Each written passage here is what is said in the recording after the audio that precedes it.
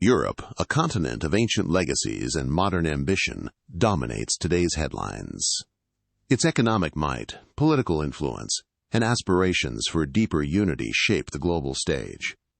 But what if the story of Europe's future is not only being written today, but was foretold millennia ago?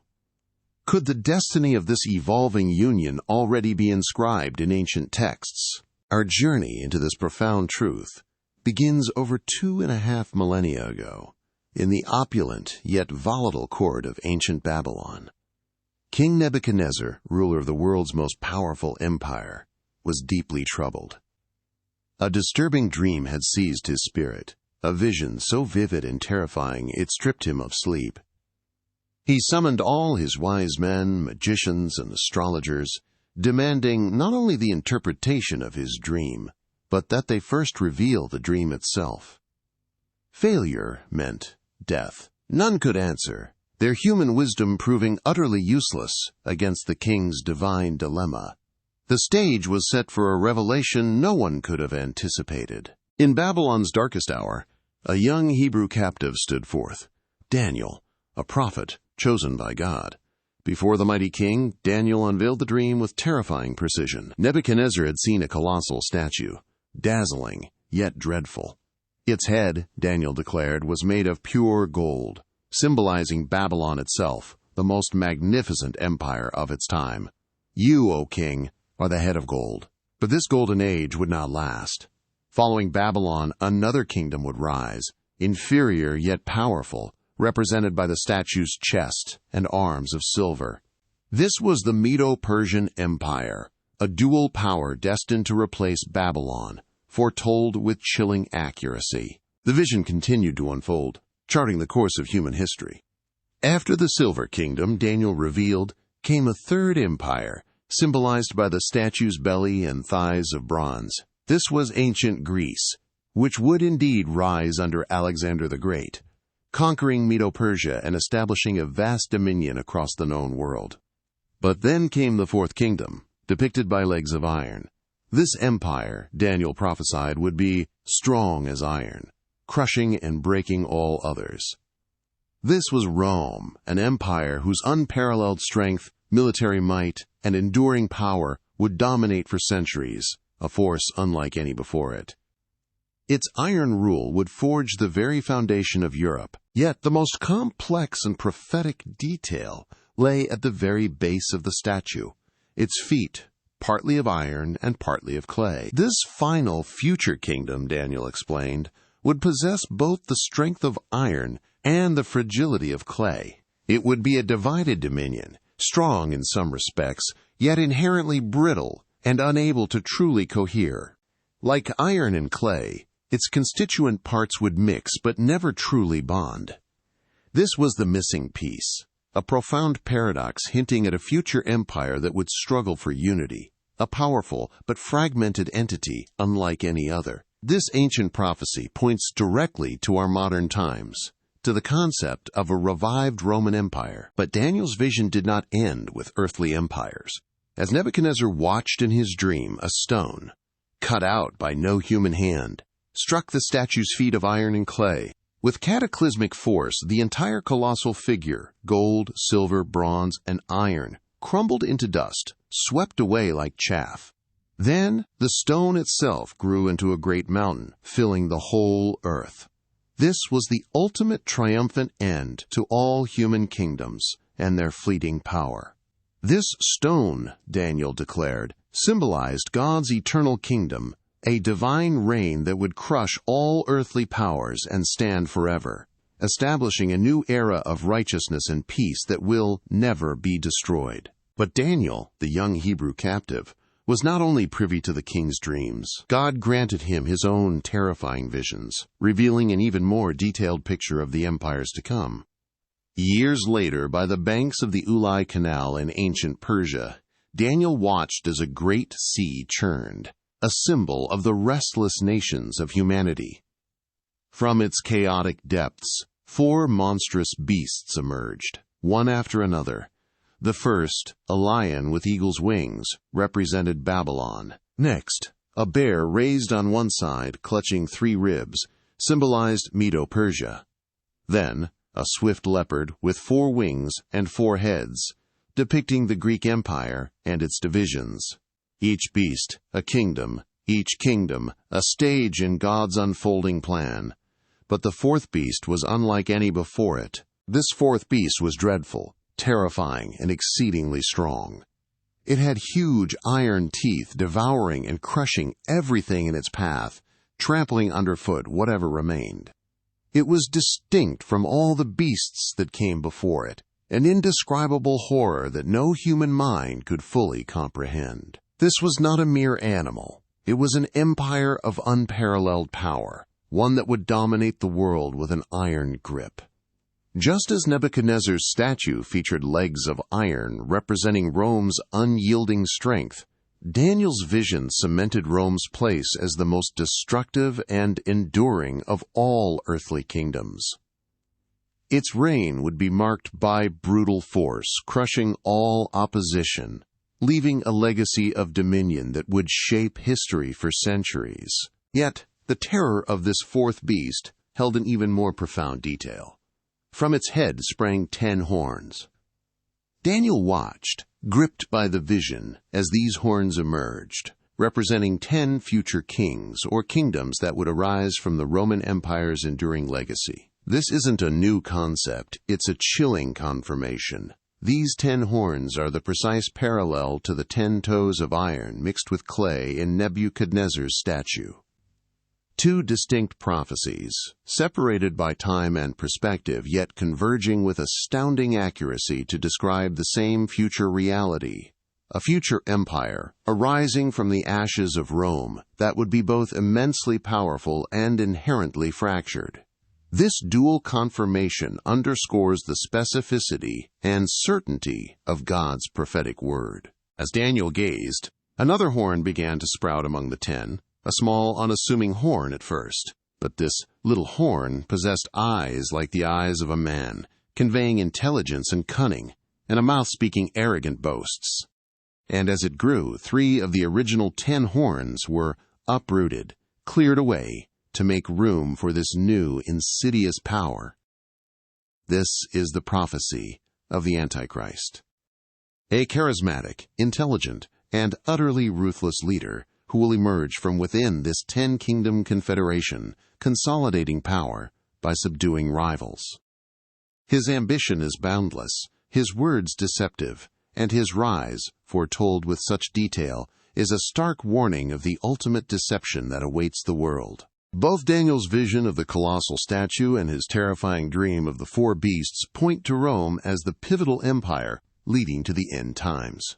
The legs of iron, the dreadful 4th beast, the 10 toes, the 10 horns, all speak of Rome's enduring shadow.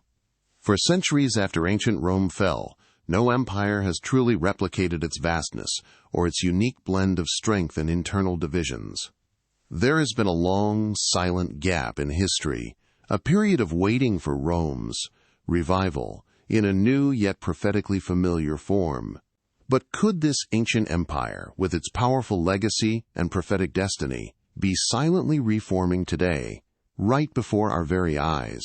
The echoes of war still reverberated across Europe.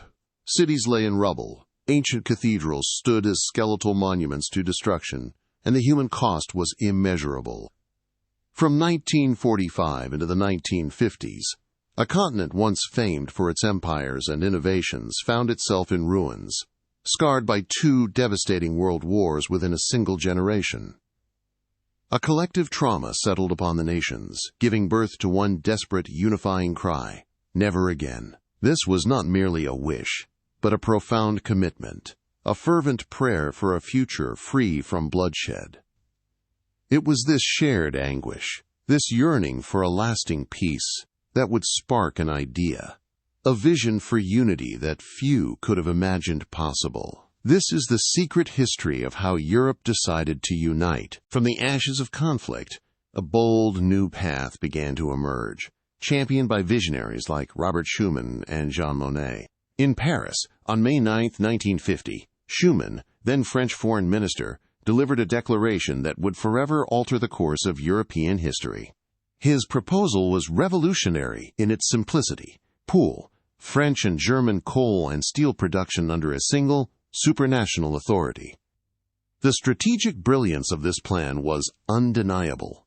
Coal and steel were the sinews of war. By placing them under shared control, another conflict between these ancient adversaries would become not just unthinkable, but materially impossible. This wasn't merely an economic agreement. It was a profound act of reconciliation, laying the first, crucial stone in a grand edifice of peace. This was the hidden agenda behind Europe's first steps towards unity. The idea, radical as it was, quickly gained traction.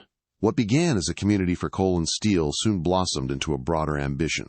Just 7 years after Schumann's declaration, in 1957, representatives from 6 nations, Belgium, France, Italy, Luxembourg, the Netherlands, and West Germany, gathered in Rome to sign a treaty that would create the European Economic Community, or EEC. This was more than a mere trade bloc. It was a commitment to a common market, the free movement of goods, services, capital, and people across borders. The signing of the Treaty of Rome marked a pivotal moment, accelerating Europe's journey towards deeper integration with unprecedented speed. Europe's economic alliance was rapidly transforming into something far larger and more ambitious. From its modest beginnings, the European project embarked on a steady, seemingly unstoppable ascent. Throughout the 1970s, 80s, and 90s, successive waves of enlargement brought more nations into the fold, expanding its geographical reach and demographic footprint. From 9 members to 12, then 15, the maps of Europe gradually reflected a continent increasingly bound together. With each new accession, the EEC's economic might grew exponentially, transforming it into a formidable player on the global stage. Its collective bargaining power and unified market began to challenge established superpowers, demonstrating that economic success could indeed lead to powerful political consolidation. This was the unstoppable rise of a new global superpower. The true transformation, however, arrived in 1992 with the signing of the Maastricht Treaty in the Netherlands. This was the moment Europe crossed a critical line, shifting from a primarily economic community to a full-fledged political union. The Maastricht Treaty officially established the European Union as we know it today. It introduced the groundbreaking concept of a common currency, the euro, which would eventually bind millions of Europeans together economically. It laid the groundwork for a common foreign and security policy, giving Europe a single voice on the world stage, and even created the notion of EU citizenship. This was an unprecedented pooling of national sovereignty, a move that revealed Europe's ambition to be more than just an alliance, but an empire in its own right. Today, the European Union stands as a unique, powerful supranational entity governed by an intricate web of institutions. In Brussels, the European Parliament, with directly elected representatives, crafts legislation, while the European Commission acts as its executive arm, proposing laws and implementing decisions. In Luxembourg, the European Court of Justice ensures that EU law is applied uniformly across all member states. These bodies wield legislative, executive, and judicial powers that, in many respects, mirror those of a sovereign state. This complex, centralized structure, governing over hundreds of millions, echoes the ancient empires of old, yet with a modern paradox. A union of diverse nations, each still clinging to its unique identity. This is the hidden government that rules over hundreds of millions. Europe, a continent of ancient nations, each with its own proud history, language, and culture. Yet above this tapestry of distinct identities, a single blue banner now flies, the flag of the European Union. This is the profound paradox at the heart of modern Europe. An aspiration for ever closer union constantly battles the fierce reality of national sovereignty. How can so many diverse peoples, speaking dozens of languages, with centuries of conflict in their past, truly become one? The tension is palpable, woven into the very fabric of this grand experiment. It is a unity born of necessity, yet constantly strained by an inherent diversity. Is Europe's greatest strength also its greatest weakness? Indeed, when the European Union acts as one, Its power is undeniable. This is the iron aspect of Daniel's prophecy, the formidable strength of a unified entity. From global trade negotiations to international diplomacy, the EU wields unprecedented collective bargaining power. Its regulations often set global standards, and its economic might rivals, and in some sectors, surpasses that of other global superpowers. When the member states align, their combined influence on the world stage is immense, a solid, unyielding force. This cohesion, born from shared economic interests and political will, grants it a weight that no single European nation could ever achieve alone. Yet, beneath this facade of collective strength lies an inherent fragility, the clay of Daniel's vision. The EU is perpetually challenged by persistent national interests, deep-seated cultural differences, and political divisions. Crises like the Eurozone debt, the migration surges, or the seismic shock of Brexit have exposed profound fault lines, revealing how quickly unity can fray. The struggle to forge common policies amidst diverse national priorities often paralyzes decisive action. Despite its towering institutions, the EU remains a collection of sovereign states, each capable of asserting its will, sometimes to the detriment of the whole. These are the critical weaknesses that could shatter Europe's grand experiment.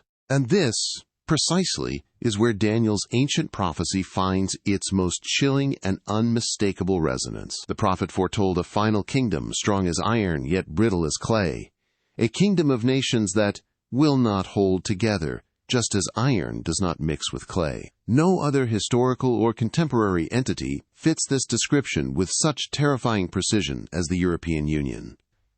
Its very structure is a living embodiment of Daniel's vision, powerful, yet inherently divided. The uncanny accuracy of this ancient text, describing a future political entity millennia before its conception, is an unmistakable sign that Europe is fulfilling ancient prophecy. Furthermore, Daniel's vision of the statue concluded with 10 toes, and his subsequent vision of the fourth beast featured 10 horns. This recurring biblical symbolism of the number 10 in relation to future kingdoms is deeply significant. It points to a confederacy of 10 nations or regions that will emerge from the remnants of the Roman Empire. While the EU currently comprises more than 10 nations, various interpretations suggest a core group of 10 or a final reordering into a 10-nation confederacy. This secret code of numbers in biblical prophecy hints at a distinct power structure, preparing the ground for a singular figure. When we combine these prophecies, the iron-like strength tempered by clay-like fragility, and the repeated emphasis on a 10-part division, a profound picture emerges. The European Union, with its unique supranational structure and its historical ties to the ancient Roman Empire, appears to be the prophetic stage for the Antichrist's rise. It is a powerful yet inherently unstable entity that could facilitate the emergence of a charismatic leader who promises stability amidst chaos. Is the EU, then, the revived Roman Empire from which the Antichrist will emerge? We are challenged to see today's headlines through a prophetic lens, for the stage is undeniably set. We have journeyed through history, tracing the prophetic blueprint laid down by Daniel. Remember the terrifying fourth beast, dreadful and strong, with iron teeth that crushed and devoured all before it. This vision, revealed to Daniel centuries ago, foreshadowed an empire unlike any that came before, an empire whose shadow would stretch across millennia. This same beast, emerging from the churning waters of human history, bore upon its head 10 horns. These horns, as we have seen, represent a future confederation of kingdoms, a divided yet powerful entity that would arise from the remnants of the Roman Empire's enduring legacy. It is a specific, unmistakable sign, setting the stage for the dramatic unfolding of end-time events. But the vision did not end there. From among these 10 horns, Daniel witnessed something even more unsettling, a asterisk little horn suddenly emerging, small in its beginnings perhaps, but with a cunning that belied its initial stature. This horn had eyes like the eyes of a man, a chilling detail hinting at profound intelligence, strategic insight, and a deceptive charisma. And from its mouth it spoke great things, words of arrogance, self-exaltation, and persuasive power. This is the figure foretold for the end times, a human leader, charismatic and cunning, who will rise from within the revived Roman Empire. This is the Antichrist, whose very essence is deception, and whose ambition knows no bounds. The ascent of this little horn is not a peaceful one. Daniel's vision reveals a ruthless consolidation of power. 3 of the first horns were plucked up by the roots before it. This signifies a decisive, perhaps violent subjugation of 3 of the original 10 kingdoms or rulers. Whether through military conquest, political maneuvering, or economic coercion, the Antichrist will eliminate rivals, demonstrating a strategic genius and an unwavering will to dominate. This act of uprooting is a critical step in establishing his absolute dominion, transforming a fractured confederation into a unified, albeit unwilling, instrument of his will. It exposes the ruthless tactics of the Antichrist's rise to power. Once established, the Antichrist will not merely rule, but will defy the heavens themselves. Scripture declares he will speak great words against the Most High. This is not mere political opposition. It is open, blasphemous rebellion against God. He will demand worship, elevate himself above all that is called God, and seek to usurp divine authority. His reign will be characterized by a spiritual battle, where the very concept of a sovereign creator is challenged, and humanity is coerced into allegiance with a false god.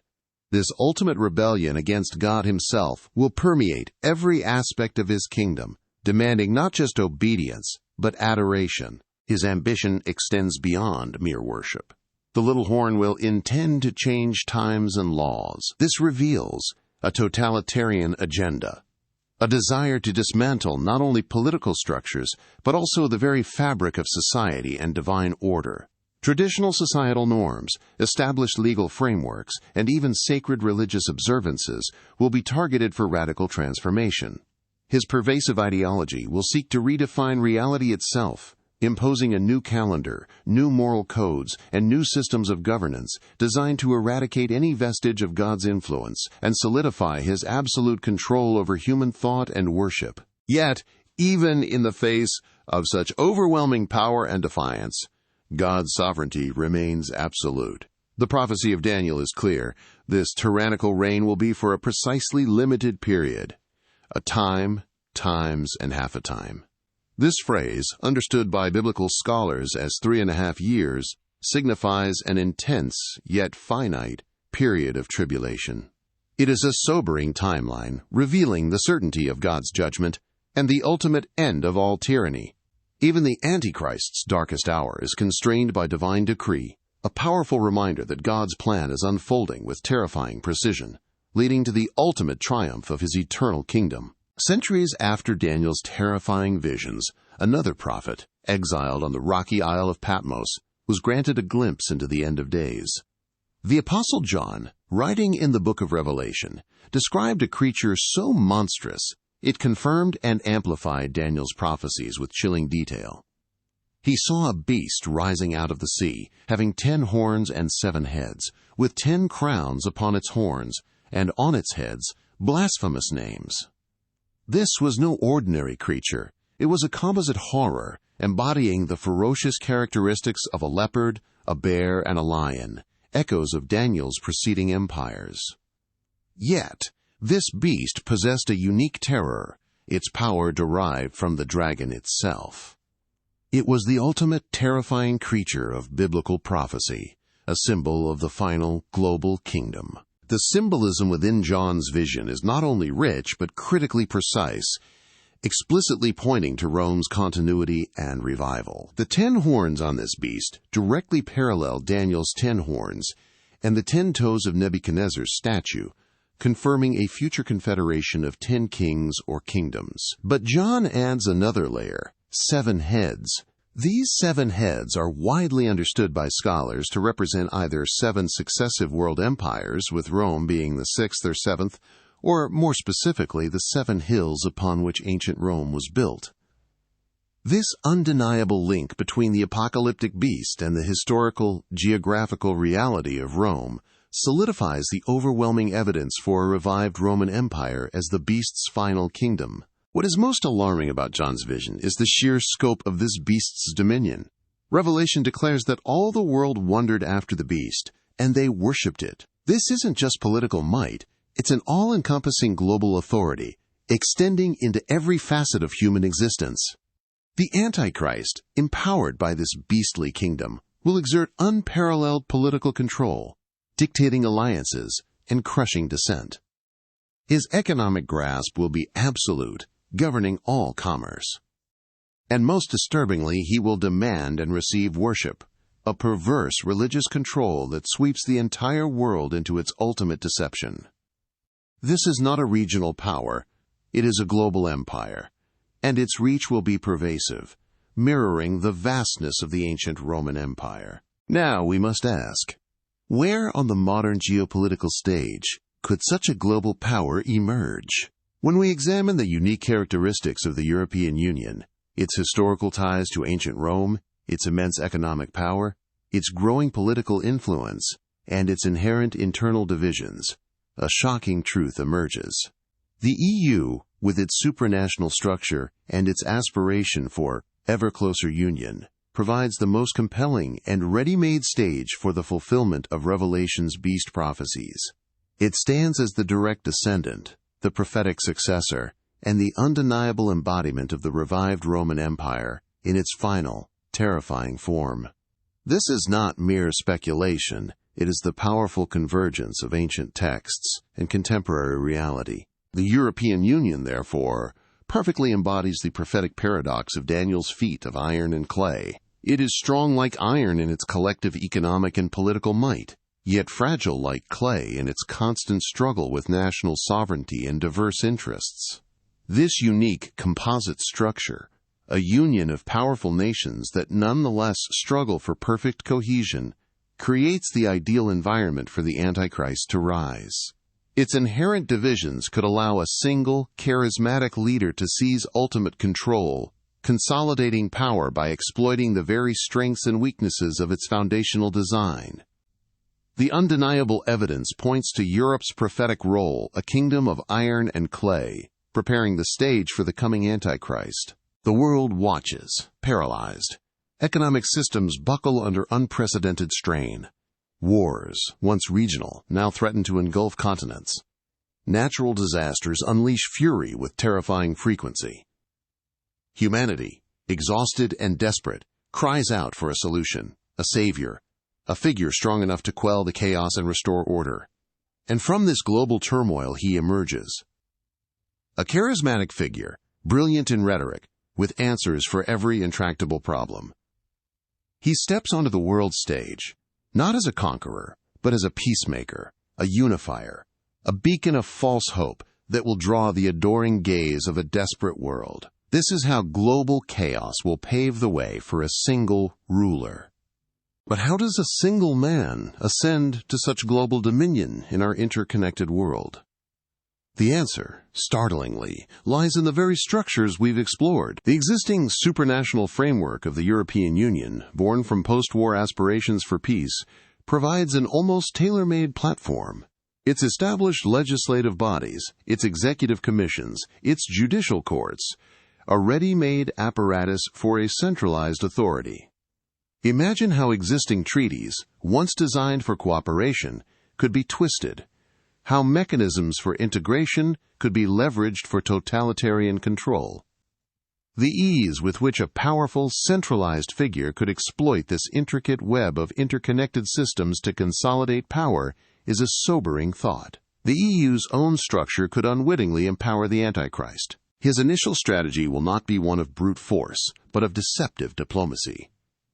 Daniel chapter 9 speaks of a covenant with many for 1 week, a 7-year period. This refers to a false peace treaty, likely brokered by this charismatic leader, particularly involving Israel. He will appear as a champion of stability, bringing resolution to long-standing conflicts, promising an era of unprecedented calm. But this peace is a masterwork of manipulation, a fragile truce built on lies, destined to be broken. It is a covenant designed not for lasting harmony, but as a stepping stone to absolute power, setting the stage for betrayal. This will be the greatest deception the world will ever witness. As his reign solidifies, the Antichrist will exert control not just politically, but economically and socially. Revelation warns of a terrifying system where allegiance is physically marked upon individuals. No one could buy or sell unless he had the mark, which is the name of the beast or the number of his name. This is more than a symbol. It is an omnipresent system of absolute economic and social control. Imagine a world where every transaction, every access to resources, every means of livelihood depends on accepting this mark. It presents an ultimate, existential choice: allegiance to the Antichrist or complete economic exclusion, a profound test of faith for every soul on earth. This terrifying system will control every aspect of life. Thus, the Antichrist's kingdom will not be built on transparent governance, but on a throne of deception, propped up by political acumen, spiritual manipulation, and ultimately military might. His dominion will be global, echoing the ancient Roman Empire's vast reach, yet far more pervasive.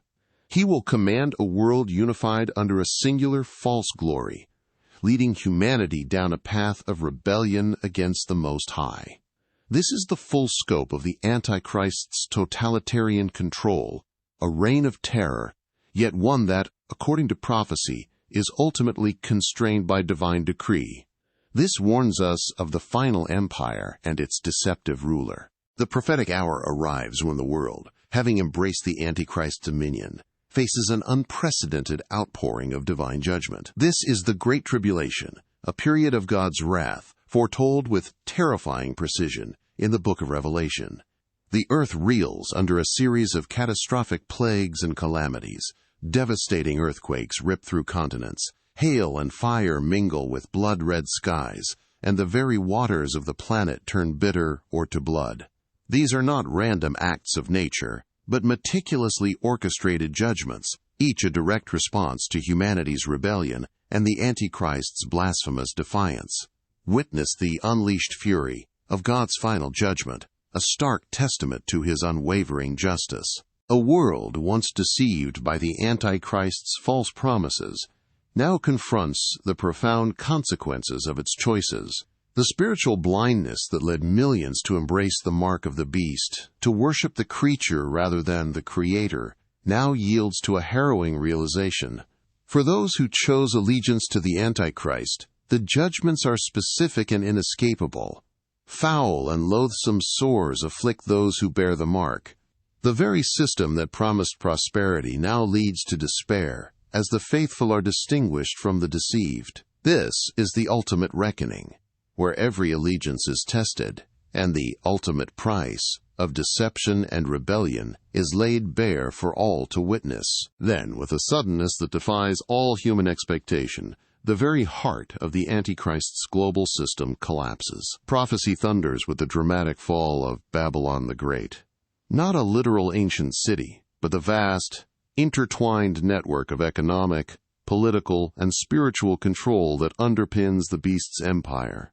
Its destruction is swift and irreversible, a cataclysmic undoing that echoes the downfall of ancient Babylon but with global reach. Merchants of the earth weep and mourn, for no one buys their merchandise anymore. Witness the spectacular downfall of the Antichrist's empire, a decisive act of God, bringing an absolute end to all forms of human rebellion and idolatry. Yet even the most formidable of earthly empires, even the kingdom of the Antichrist, is destined for a cataclysmic end. For prophecy declares a moment that will eclipse all human history, a moment when the heavens themselves will tear open. From the majestic throne of glory, the King of Kings descends, not in quiet humility as before, but in blazing power and unassailable majesty. With armies of heaven arrayed behind him, blinding light piercing the darkness, Christ returns to judge and make war. The nations of the world, gathered in their defiance at Armageddon, will face the ultimate display of divine power and justice, an end to all human rebellion. This is the ultimate confrontation, the long-awaited climax foretold since ancient days. In that decisive moment, the reign of terror is shattered. The beast, the very Antichrist who dared to speak great words against the Most High, and his false prophet, the architect of global deception, are seized. They are not merely defeated, they are cast alive into the lake of fire, a definitive and eternal judgment. Their vast armies, once formidable and aligned against the Almighty, are swiftly and utterly destroyed, their power rendered to dust. This is the swift, unquestionable end of all forces of evil, a finality pronounced by the Creator himself. The era of human rebellion and demonic influence reaches its absolute conclusion, ushering in the righteous rule of God. But the story does not end with judgment. Beyond the collapse of earthly empires and the defeat of the Antichrist lies an eternal hope. For the King of Kings returns to establish his righteous, unshakable kingdom. A 1,000-year reign of peace and justice, the millennium, will transform the earth, fulfilling every promise of restoration. And beyond even that glorious era, a new heaven and a new earth will emerge, where righteousness dwells forever, and every tear is wiped away. The intricate tapestry of God's plan, woven from Genesis to Revelation, culminates in this ultimate triumph. It is a promise of enduring peace, a glorious future that transcends all tribulation, a testament to God's unwavering faithfulness to his people.